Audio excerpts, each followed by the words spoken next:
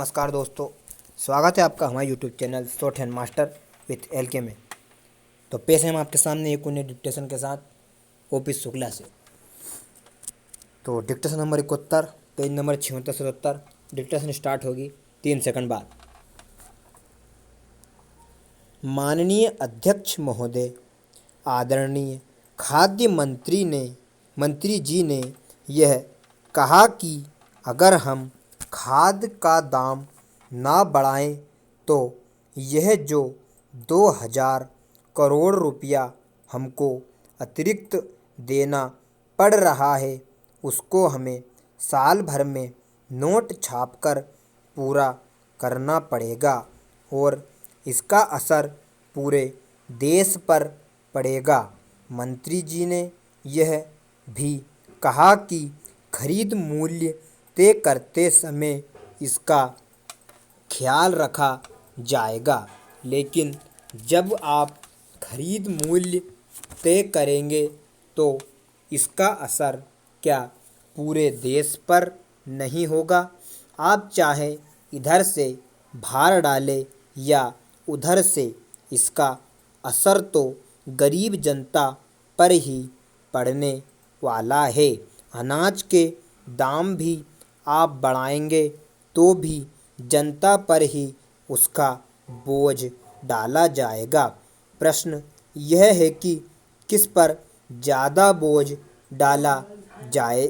इस देश की 80% जनता गाँवों में रहती है और खेती उसका मुख्य उद्योग है।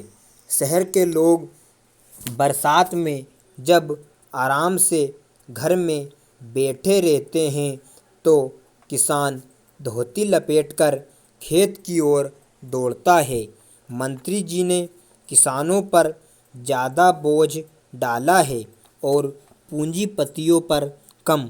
उनकी सहानुभूति किसानों के साथ कम है, मिल मालिकों के साथ ज़्यादा है। पेरा, आपने डीजल का दाम 1.5 गुना कर दिया। खेतों को सींचने के लिए किसान को बिजली नहीं मिलती है। फसल तैयार हो जाती है तो उसमें से अनाज निकालने के लिए भी किसान को बिजली नहीं मिलती है। उसके लिए भी उसे डीजल चाहिए।